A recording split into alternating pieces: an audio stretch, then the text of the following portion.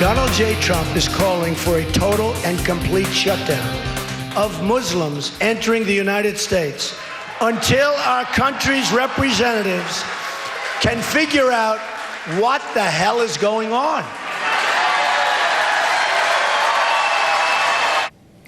Perhaps in response to that, today President Obama gave a speech at the Islamic Society of Baltimore. It was his first visit to a mosque in the United States during his presidency. If we're serious about freedom of religion, and I'm speaking now to my fellow Christians who remain the majority in this country, we have to understand, an attack on one faith is an attack on all our faiths.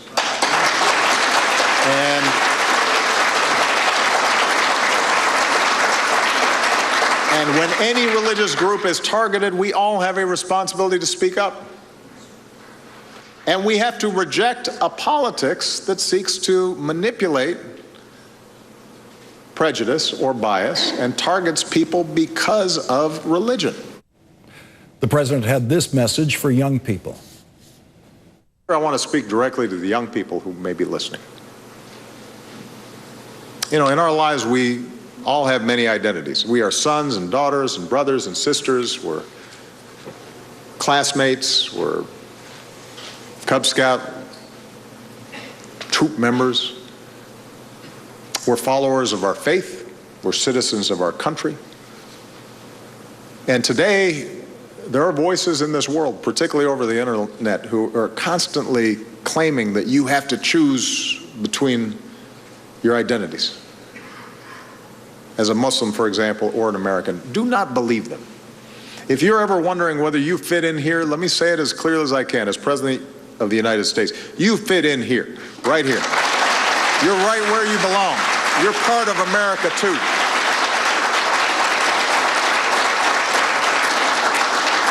You're not Muslim or American, you're Muslim and American. Joining us now, Asra Nomani, a co-founder of the Muslim Reform Movement and the author of Standing Alone, An American Woman's Struggle for the Soul of Islam. Back with us, Jonathan Alter. Asra, I'd like to get your reaction to the president's speech today. Well, I didn't actually watch the president's speech as it was happening because I was standing outside on Johnny Cake Road by the police security barriers protesting President Obama's presence at that mosque.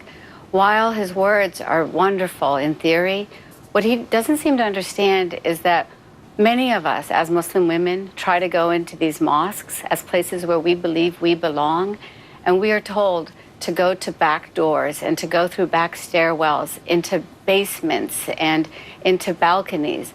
And I'm not speaking only hypothetically, because on Sunday I went to that Islamic Society of Baltimore. I walked through the front door, asked to go to the prayer hall. I was led to the third floor where there's this darkened space.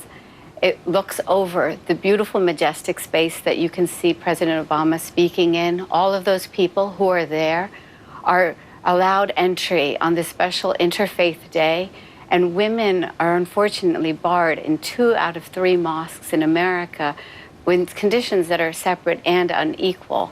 And on that Sunday, what I witnessed standing in front of the doors of the main prayer hall in which President Obama stood there today and spoke, I watched a woman tell the girls to go pray in the gymnasium in this darkened space below the basketball hoops, and the boys got to go pray into that beautiful space in which President Obama stood.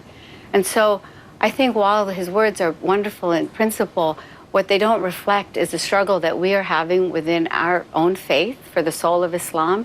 And unfortunately, President Obama has taken sides with a very hyper-conservative interpretation of Islam that then targets liberals and mainstream and feminists within our own faith. And that's the real tragedy to me.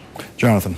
You know, with all due respect to my Daily Beast colleague, Asra, I just strongly disagree with what you just said as it applies to the president's visit. You know, I'm Jewish, and Orthodox Jews have the same kind of separation in their synagogues. It's you know, horrible.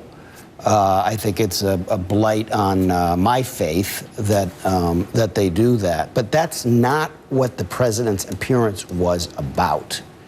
And I understand what you're saying. I think that he spoke very eloquently to something that is very important, for non-Muslims to understand. It was a message to non-Muslims as well as to Muslims.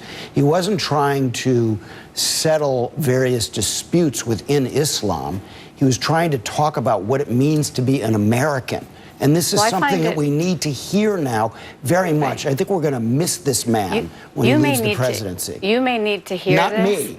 Yeah. Other Americans need to hear it. Well, I'll tell you, I've already heard the message. I am an American, and I didn't need to hear that message because I feel very comfortable in this country. I feel very safe. But where I do not feel safe is going into my mosques. We are afraid when we go into our mosque. We are afraid of walking into the shadows of men who are going to scold us. And I'll tell you something, Jonathan. If there was a church that said that blacks had to pray in a balcony, and there was a president that then went to that church and it said that it was another issue that we need to discuss that has of greater importance, we would all be disgusted. And you even ironically called it a blight. For anybody to then endorse a space in which we have such strong words as that, I think is a real tragedy. He wasn't endorsing a space. He wasn't endorsing that gender segregation. That was not the point of his visit. I can tell you that for those of us standing outside, including my 83-year-old father who has fought in our own mosque in Morgantown, West Virginia, for the right of women to have presence in those spaces, it was a very great insult. And I'll tell you something else. To throw women under the bus like that is a real tragedy. And to me, it's really ironic, especially at a time when the president is pushing for equal pay and is pushing for greater benefits for women in the military. This is the tragedy of all times for women. We are always thrown under the bus. We were the last to get the right to vote in America. And today, I'm so sad to be hearing from you as a colleague the same kind of evaluation that ends up saying, you know what? Your values, your needs are not as important as these greater Oscar, needs. can I ask you quickly before we're running out of time? After just one, could the White House have chosen a better location for a speech like this? Unfortunately, like I said, 2 out of 3 mosques in this country have these kind of blightful conditions, as Jonathan just aptly put forward. We have some that are more liberal and more mainstream, if you ask me, to values of Islam. It would have been very difficult, but I think he could have found a better choice. And you know what? Why not just have a lovely potluck dinner anyway?Hy do you have to go to a mosque? He's done that in the past. He's done the potluck dinners. That's great. And Do it they're again. important. They're important. Do but I it think again. this was an important message to send. It was also, given the political context and the attacks by the Republicans, Donald Trump today said he felt Obama felt comfortable at the mosque. That's it was the a very level of their tragic attacks. symbol.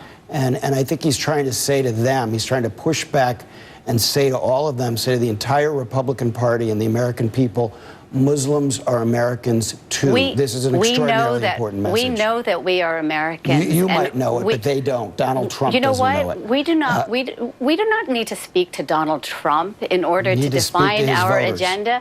And I find it unfortunate that we end up having to make political calculations, especially when Islam is being battled on such a political level. We need to return to issues of faith and spirituality. And this ended up becoming just another political agenda. And what becomes the issue at cost then? All of the noble efforts for reform that many of us are fighting to do. And so tonight, just hours after coming back, rain drenched from that street on Johnny Cake Road, what happened? On Twitter now, I'm being attacked as the Islamophobe and the anti-Muslim that these politics want to try to generate. And what we have to do is come back to a place where we support reformers that want to pursue the progressive values of America. All right, we're going to have to leave it there for tonight. Asra Nomani, thank you very much for joining us. And Jonathan Alter, thank you for sticking with me through the show here tonight. Appreciate it. Coming up, the best presidential candidate the Democrats have who is not running for president.